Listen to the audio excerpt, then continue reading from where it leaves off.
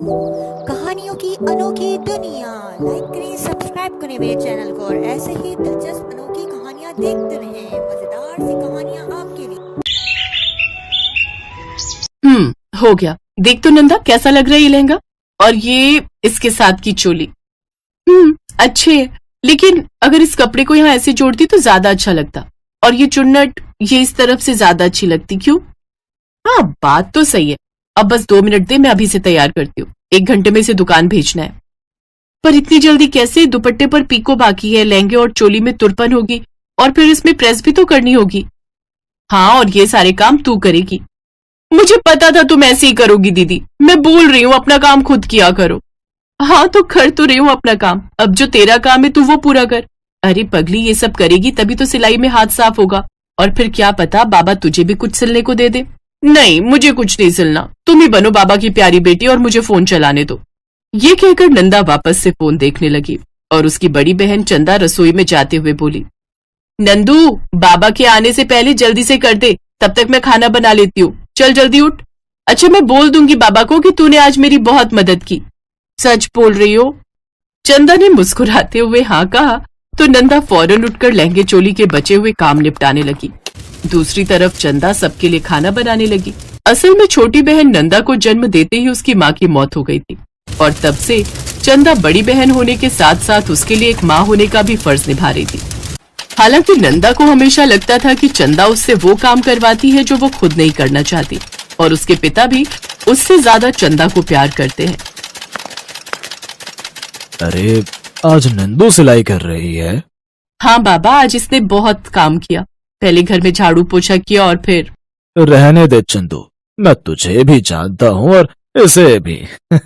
चलो, अब खाना लगा दो अगर तैयार है तो। हाँ बाबा, आप हाथ मुंह धो लो, मैं तब तक खाना लगाती हूँ। ये है जीवन। चंदा और नंदा के पिता पेशे से दर्जी हैं, और इन्हीं की कमाई से घर चलता है। चंदा बचपन से सिलाई के काम में अपने पिता का हाथ बटाती आई है, इसीलिए उसके हाथ में सफाई है, और अब वो नंदा को भी सिलाई सिखाना चाहती है। लेकिन नंदा का मन तो कहीं और ही लगा था। क्या कर रही है नंदू? अभी मोबाइल छोड़ और यहाँ आकर मेरी मदद कर दे। नहीं दीदी, अभी नहीं, बस थोड़ी देर रुक जाओ। जरा मैं भी तो देखूं ऐसा क्या जरूरी काम कर रही है तू। ला, दिखा मुझे। ये कहते हुए चंदा ने नंदा के हाथों से मोबाइल छीन लिया और फिर स्क्रीन को गौर से देखते हुए बोली, ये कौन है और ये कर क्या रहा है? मशहूर फैशन डिजाइनर विनय मल्होत्रा है। बड़ी बड़ी हस्तियों के कपड़े डिजाइन करता है ये, और इस वीडियो में भी वही कर रहा है। मतलब कि बड़ी बड़ी हस्तियों के कपड़े सिलता है ना? तो हमारी तरह दर्जी तो हुआ। दीदी, तुम ना बस उतना ही दिमाग लगाया करो जितना तुम्हारे पास है। ये फैशन डिजाइनिंग की बातें तुम्हारी समझ से बाहर है। अरे पर मुझे समझा तो सही, ये आदमी अगर कपड़े सिलता नहीं तो फिर करता क्या है? बताया तो अभी, कपड़े डिजाइन करता है, मतलब कि पहले सोचता है और फिर सामने वाले के हिसाब से कागज पर पूरी ड्रेस का चित्र बनाता है, और फिर इसके लिए काम करने वाले लोग उसी चित्र के हिसाब से वो ड्रेस सिलते हैं। और कितने पैसे मिलते होंगे इस काम के? लाखों में बिकती है इसके बुटीक की एक एक ड्रेस। क्या बात कर रही है? और ये बुटीक, ये क्या होता है? चंदा के इस सवाल का जवाब नंदा दे ही रही थी कि तभी घर के दरवाजे पर जोर की दस्तक हुई। दरवाजा खुला तो देखा कि सामने जीवन बेहोशी की हालत में थे, जिन्हें पड़ोस के कुछ लोग सहारा देकर घर लाए थे। बाबा, क्या हुआ बाबा को? दुकान पर कपड़े सिल रहे थे, अचानक छत का एक हिस्सा टूटकर इनके सिर पर आ गिरा। बस तभी से बेहोश है। अस्पताल ले जाकर बरहम पट्टी करवा दी है हम सबने। अब इनका ख्याल रखो बेटी अच्छे से। ये हादसा चंदा और नंदा पर बड़ा भारी गुजरा। जीवन के इलाज और दवा पानी में सारी जमा पूंजी खर्च हो गई। और फिर एक दिन, दीदी अब बस एक ही रास्ता है जिससे शायद हम सब कुछ ठीक कर सकते हैं। क्या कर सकते हैं बता ना? तुम दुकान पर जाकर सिलाई का काम करो और घर के सारे काम मुझ पर छोड़ दो।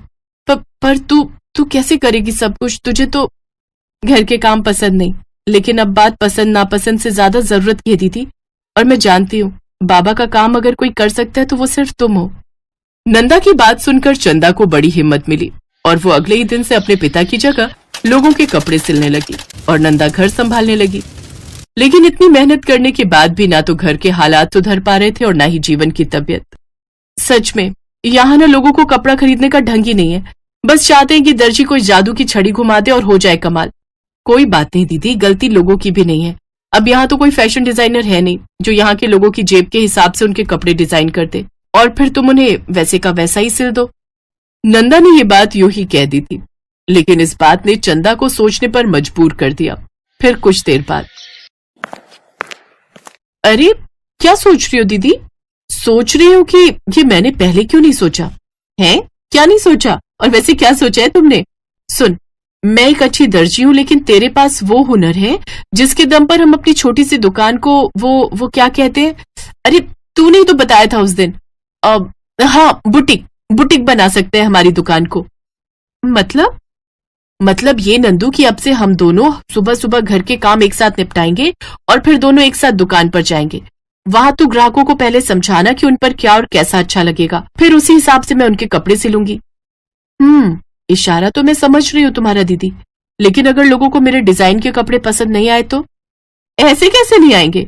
मैंने अभी गौर किया, जब से तूने घर संभाला है तब से ही मेरे सिले कपड़े लोगों को पसंद नहीं आ रहे, क्योंकि उनमें तेरी राय जो शामिल नहीं हो पा रही।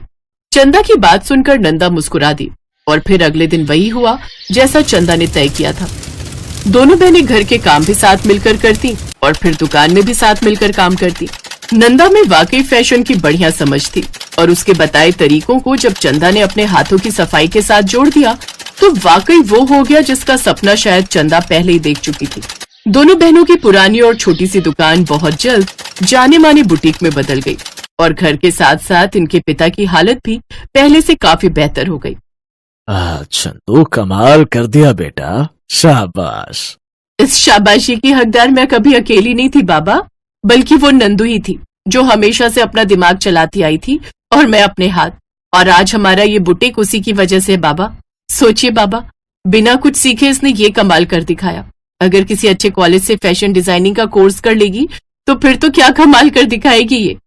चंदा की बात सुनकर जीवन को बड़ी खुशी हुई, और फिर उन्होंने नंदा के सिर पर बड़े प्यार से हाथ फेरा, जिसमें नंदा के लिए आशीर्वाद भी था और वो दुलार भी, जिसकी आस नंदा को हमेशा से थी।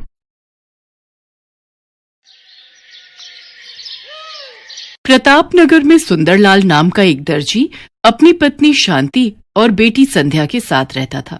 संध्या का रंग सांवला था, इसलिए उसके लिए कोई भी रिश्ता नहीं मिल रहा था। इसी कारण सुंदरलाल और शांति परेशान थे। सुंदरलाल, मैंने कुर्ता पजामा सिलने दिया था, तैयार हो गया क्या? बस एक पक्की सिलाई करनी बाकी है रामलाल जी। अच्छा, फिर मैं लड़का भेजूंगा, उसी के हाथ दे देना। शाम को शादी में जाना है, इसलिए थोड़ी देर में करके दे दो। और संध्या के लिए कोई रिश्ता मिला या नहीं? कहाँ मिला रामलाल जी, बहुत जगह बोल रखा है, बाकी मैंने तो भगवान पर छोड़ रखा है, वही मेरी बेटी का अच्छा भविष्य तय करेंगे। बात तो ठीक है, पर तुम्हारी बेटी का रंग सांवला है, इतनी आसानी से लड़के सांवले रंग रूप की लड़की के लिए मानते नहीं हैं।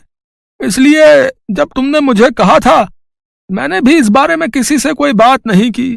अच्छा, चलता हूँ, कपड़े भिजवा देना है। सुंदरलाल देखता है रामलाल की बातें संध्या सुन चुकी है, इसलिए उसने बात बदलनी चाहिए। संध्या बेटी, तू रामलाल की बातों का बुरा नहीं मानना, वो तो बस।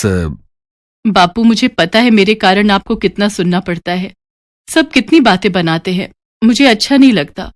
ना बिटिया ना, ऐसा कभी मत सोचना, तू तो हमारी जिंदगी से बढ़कर हमें प्यारी है। मैं भी आप दोनों से बहुत प्यार करती हूँ बापू। अच्छा लाओ, कुछ कपड़े मैं सिल देती हूँ, आप थक गए होगे।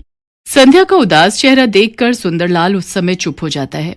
संध्या कपड़े सिलने लगती है। संध्या भी सुंदरलाल की तरह बहुत अच्छे कपड़े सिलती थी। एक दिन उस राज्य के राजकुमार का जन्मदिन था, जिसमें पूरे नगर को न्योता दिया गया था। सुनो सुनो नगर वासियों, ध्यान से सुनो, राजकुमार वीर सिंह के जन्मदिन की खुशी में पूरे नगर को दावत का न्योता दिया जा रहा है। राजा भानु प्रताप सिंह और रानी सुनंदा अपने बेटे वीर सिंह का 25वां जन्मदिन धूमधाम से मना रहे हैं। अरे वाह, राजकुमार वीर सिंह के जन्मदिन की दावत सचमुच देखने वाली होगी। मैं तो बहुत सुंदर तैयार होकर जाऊंगी। मैं भी। पर हम राजकुमार को क्या उपहार देंगे? ऐसे खाली हाथ जाना तो अच्छा नहीं लगेगा। अरे हम क्या देंगे, हमारे माँ बापू भी तो जा रहे हैं, वही देंगे, हम क्यों चिंता करें। पूरे नगर के लोग राजकुमार के जन्मदिन में जाने की तैयारी कर रहे थे। सुनो जी, मैं सोच रही थी हम दोनों तो जन्मदिन की दावत में जा नहीं रहे, तुम्हारी तबीयत भी ठीक नहीं है, पर किसी ना किसी को तो जाना चाहिए, इसलिए संध्या को उसकी सहेलियों के साथ भेज देते हैं, नहीं तो महाराज और महारानी को बुरा लगेगा। ठीक है, ये बात सही रहेगी संध्या बिटिया। तू राजकुमार वीर प्रताप जी के जन्मदिन की दावत के लिए चली जाना। ठीक है, आप चिंता मत करो, मैं रेखा और सुनैना के साथ चली जाऊंगी। संध्या राजकुमार के जन्मदिन के लिए जाने के लिए तैयार तो हो गई, पर वो यही सोच रही थी कि आखिर वो राजकुमार के लिए उपहार में क्या ले जाए। तभी उसके दिमाग में एक तरकीब आई। राजकुमार के जन्मदिन के लिए एक सुंदर सी पोशाक तैयार करके ले जाती हूँ, उनको पसंद आएगी। संध्या राजकुमार के लिए बहुत ही सुंदर पोशाक तैयार करती है और सबके साथ राजमहल पहुंचती है। बहुत संख्या में लोग जन्मदिन की दावत में पहुंचे थे। उन सबके बीच संध्या घबरा रही थी। राजकुमार को तो इतने ढेरों उपहार मिल रहे हैं, इतने सारे उपहार में मेरे द्वारा सिली हुई मामूली सी पोशाक क्या राजकुमार को पसंद आएगी? राजकुमार को अपने हाथ से देने की हिम्मत तो मेरे में है नहीं, चुपचाप उनके कक्ष में रख देती हूँ। संध्या पोशाक को राजकुमार के कक्ष में रखकर घर आ जाती है। संध्या बिटिया, तू राजकुमार से बिना मिले ही आ गई। उन्हें पता कैसे चलेगा कि तूने उपहार में उन्हें वो पोशाक दी है? कोई बात नहीं बापू, वैसे भी अब तक राजकुमार इतने सारे उपहारों के बीच मेरी दी हुई पोशाक भूल भी चुके होंगे। संध्या जैसा सोच रही थी वैसा कुछ भी नहीं था। राजकुमार जब कमरे में पहुंचा तो उसने वो पोशाक वहां रखी देखी। अरे, ये उपहार मुझे किसने दिया है? ये तो बहुत सुंदर पोशाक है, अद्भुत। मुझे जहां तक याद है सबने मुझे उपहार दिए। मैंने सबका चेहरा देखा, पर ये उपहार तो मेरे हाथ में किसी ने नहीं दिया। कैसे पता चलेगा कि ये उपहार किसने दिया है? और मेरे हाथों में दिए बिना ही यहां मेरे कक्ष में रख दिया। राजकुमार महाराज, महारानी, सेनापति, दास दासी सबसे पूछता है, पर किसी को भी इस बारे में कुछ नहीं पता था। राजकुमार हैरान रह जाता है कि ऐसा क्यों हुआ। किसी ने अगर इतना सुंदर उपहार देना भी था तो उसको सामने से देता, चोरी छुपे कौन रख गया? राजकुमार वापस अपने कक्ष में आता है, तभी उसकी नजर अपने द्वार पर अटके एक दुपट्टे के टुकड़े पर जाती है। राजकुमार महल की सभी दासियों से दुपट्टे के टुकड़े के बारे में पूछता है, पर किसी भी दासी के पास ऐसा दुपट्टा नहीं था। राजकुमार को यकीन हो जाता है कि ये टुकड़ा यकीनन उसी लड़की के दुपट्टे का है जो उसके कमरे में वो पोशाक रख कर गई है।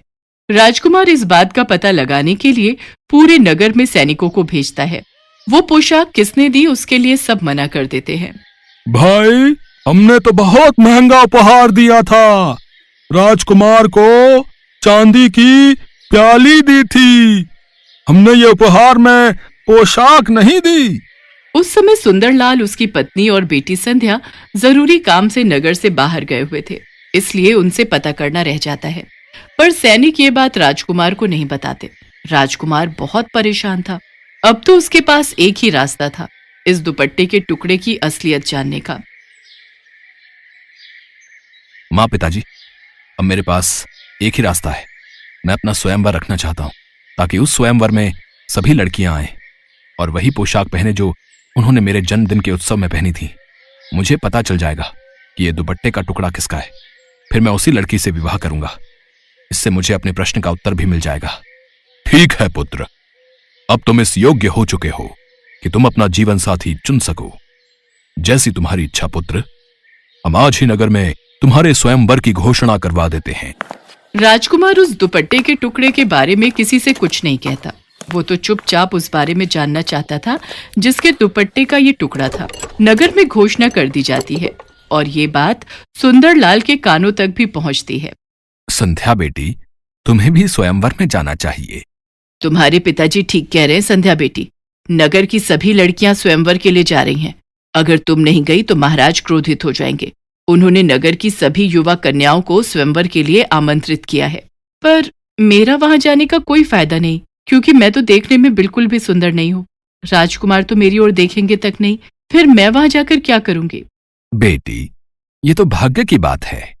अगर तुम्हारे भाग्य में राज सुख लिखा है तो उसे कोई नहीं छीन सकता, और यदि नहीं लिखा तो तुम अपना कर्तव्य निभाकर लौट आना। नगर की सभी लड़कियां उसी पोशाक में राजमहल पहुंचती हैं जो उन्होंने राजकुमार के जन्मदिन के उत्सव में पहनी थी। राजकुमार की नजरें तो उस लड़की को ढूंढ रही थी जिसके दुपट्टे का टुकड़ा अभी भी राजकुमार के हाथ में था। राजकुमार ने आज वही पोशाक पहनी थी जो संध्या ने उसे उपहार में दी थी। इनमें से तो कोई भी लड़की वो नहीं है। आखिर ये किसके दुपट्टे का टुकड़ा है? कहीं मेरी ये योजना विफल ना हो जाए। राजकुमार अभी इस बारे में सोच ही रहा था कि तभी संध्या महल में प्रवेश करती है। संध्या ये देखकर हैरान रह जाती है कि राजकुमार ने वही पोशाक पहनी है जो उसने सिल कर दी थी। राजकुमार ने मेरी दी हुई पोशाक पहनी है, इसका मतलब राजकुमार को मेरे द्वारा सिली हुई पोशाक पसंद आई। ये देखकर मैं बहुत खुश हूँ। बापू और माँ अगर ये सुनेंगे तो वो भी बहुत खुश होंगे। संध्या अभी ये सब देखकर मुस्कुरा ही रही थी कि तभी राजकुमार वीर प्रताप की नजर उसकी पोशाक पर जाती है। यही है वो जिसकी मुझे तलाश थी। आप सब जानना चाहते हैं मैंने ये स्वयंवर क्यों रखा है? क्योंकि मैं अपना जीवन साथी चुनना चाहता था। जिस लड़की की मुझे तलाश थी आज वो मेरे सामने खड़ी है। मैं उसका नाम तो नहीं जानता, पर आज जो पोशाक मैंने पहनी हुई है उसी लड़की ने मुझे उपहार में दी थी। क्या वो लड़की मेरी जीवन संगिनी बनना चाहती है? सब लड़कियां एक दूसरे का चेहरा देख रही थी क्योंकि उनमें से किसी ने भी ये पोशाक राजकुमार को नहीं दी थी। संध्या तो सच जानती थी। वो हैरान रह जाती है। राजकुमार उसकी ओर बढ़ता है और उसका हाथ थाम लेता है। राजकुमार, मैं आपके लायक नहीं हूं। आपको तो मेरे से भी सुंदर लड़कियां मिल जाएंगी। संध्या, प्रेम तो दिल से होता है। मैं तो उसी पल ही तुम्हें अपना दिल दे बैठा था। जब मैंने इस पोशाक को देखा, वो तो तुम्हारे दुपट्टे का टुकड़ा दरवाजे में अटका हुआ था, तभी मुझे तुम्हारे बारे में पता चला, वरना मैं तो सच्चाई जान ही नहीं पाता। और मेरी नजरों से देखो, तुम मेरे लिए दुनिया की सबसे खूबसूरत लड़की हो। संध्या अपने दुपट्टे की ओर देखती है जो किनारे से फटा हुआ था। वहां खड़ी सभी लड़कियां हैरान रह जाती हैं। राजकुमार वीर प्रताप की बातें सुनकर संध्या की नजरें शर्म से झुक जाती हैं। उसके पश्चात सुंदर लाल और शांति को दरबार में बुलाया जाता है। फिर शुभ मुहूर्त में संध्या और राजकुमार वीर प्रताप का विवाह संपन्न होता है। आज संध्या के जीवन में दुनिया की सारी खुशियां थी।